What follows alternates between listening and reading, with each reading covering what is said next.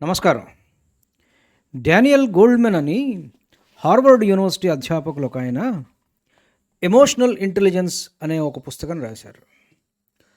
అందులో కోపం వచ్చిన తర్వాత ఏం జరుగుతుందో విశ్లేషణ చేశారు.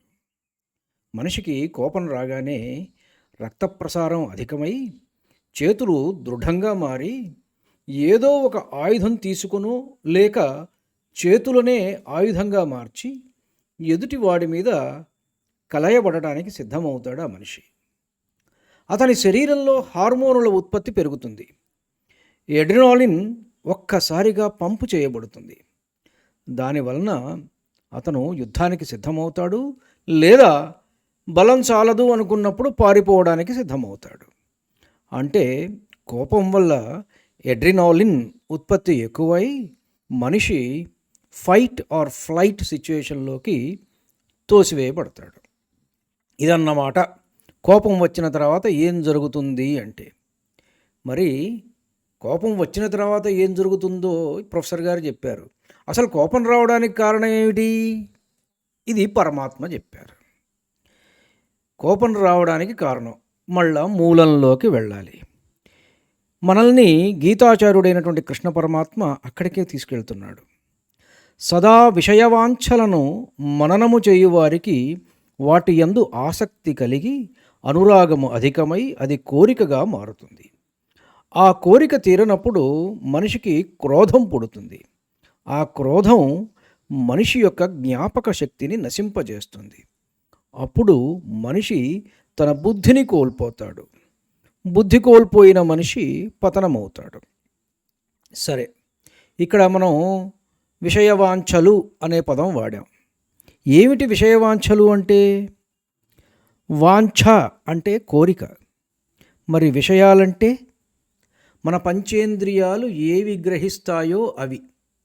మన కన్ను దృశ్యాన్ని గ్రహిస్తుంది, మన చెవులు శబ్దాన్ని గ్రహిస్తాయి, మన చర్మం స్పర్శను గ్రహిస్తుంది, మన నాలుక టేస్ట్ రసాన్ని గ్రహిస్తుంది, మన ముక్కు గంధాన్ని వాసనను గ్రహిస్తుంది.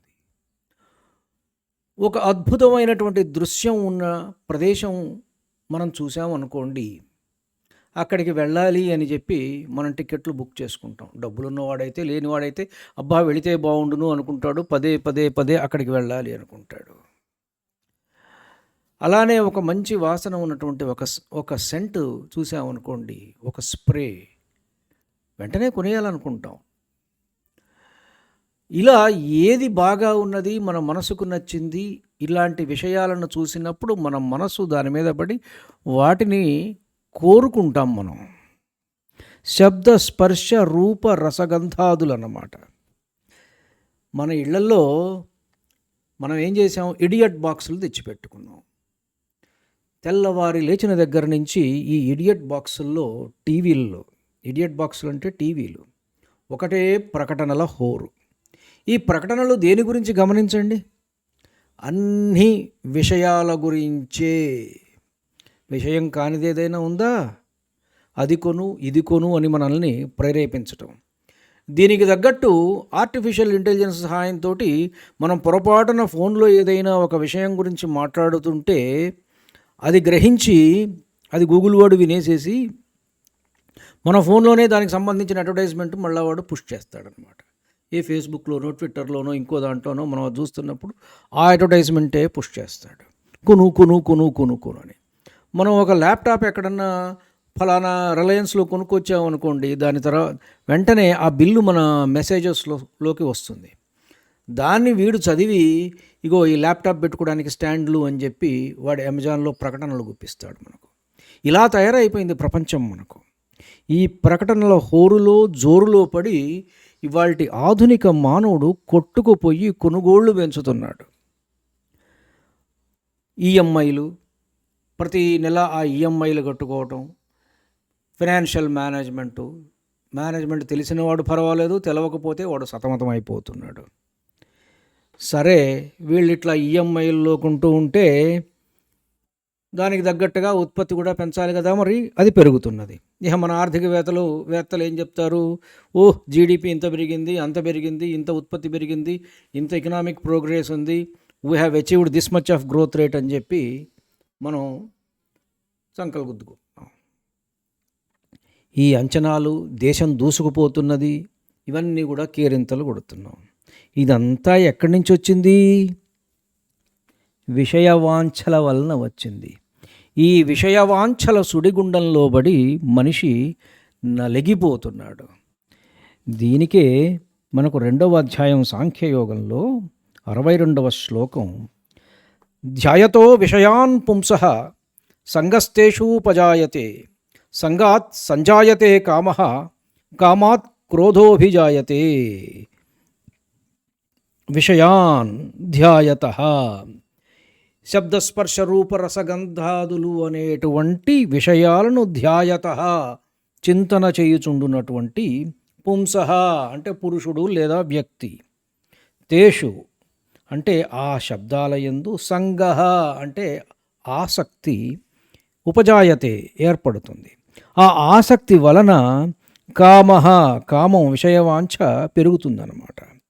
కామాత్ క్రోధ అభిజాయతే, కోరిక తీరనప్పుడు కోపం కలుగుతుంది. ఈ కోపం వచ్చినప్పుడు ఏమవుతుంది? మళ్ళా క్రోధాద్భవతి సమ్మోహ, క్రోధం వలన మనకు మోహం ఉత్పన్నమవుతుంది. ఆ వ్యామోహం నుంచి సమ్మోహాత్ స్మృతి విభ్రమ, జ్ఞాపక శక్తి మనకు నశిస్తుంది. తర్వాత బుద్ధి నశిస్తుంది. అక్కడి నుంచి మనిషి పతనమవుతాడు. ఈ 2 శ్లోకాలను కలిపి అర్థం చెప్పుకుంటే, విషయచింతన చేయు పురుషునకు ఆ విషయముల యందు ఆసక్తి ఏర్పడును. ఆసక్తి వలన ఆ విషయములను పొందుటకై కోరికలు కలుగును.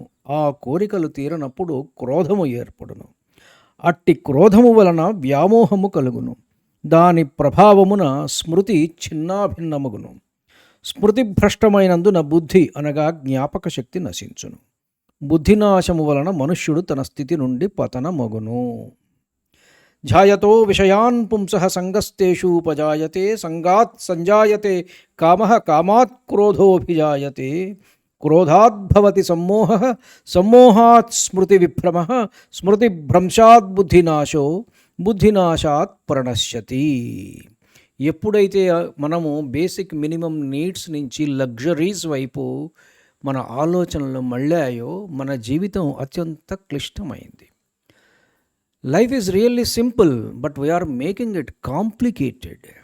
ఎందుకు కాంప్లికేట్ అవుతున్నాయంటే ఇదిగో ఇందువలన, విషయవాంఛలను గూర్చి మననము చేయటం వలన.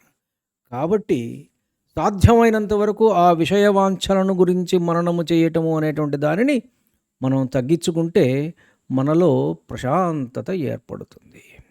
ధన్యుణ్ణి. నమస్కారం. మీ ఊటుకూరు జానకి రామారావు.